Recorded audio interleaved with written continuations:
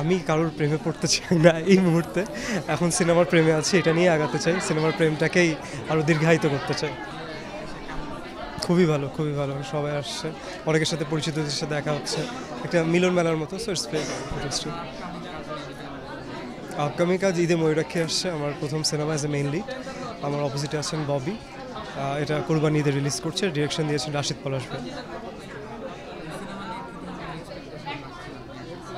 খুবই খুবই এক্সাইটেড, কারণ ঈদে একটা সিনেমা আসে আসলে মানে ওইটা একটা উৎসব, যে উৎসবে সবসময় দেখি যে মানুষ সিনেমা দেখতে আসে।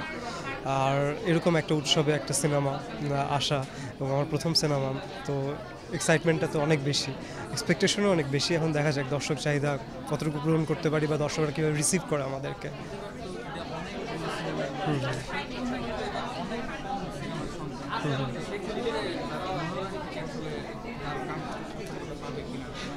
এটা রিলিজের পরে বোঝা যাবে, কিন্তু আমরা আসলে আমাদের সিনেমা নিয়ে কনফিডেন্ট।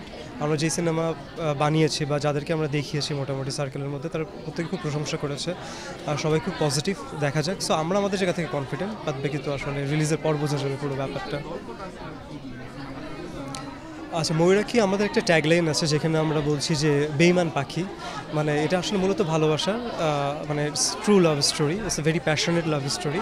একটা ছেলে একজন নায়িকার প্রেমে পড়ে যায়। সো এরকম একটা গল্প। বিরহ আছে, বিচ্ছেদ আছে, থ্রিলার আছে, অনেক কিছু আছে আসলে। এর পদে পদে অনেক twist. It's very interesting story. আমি কারোর প্রেমে পড়তে চাই না এই মুহূর্তে। এখন সিনেমার প্রেমে আছি, এটা নিয়ে আগাতে চাই। সিনেমার প্রেমটাকেই আরও দীর্ঘায়িত করতে চাই।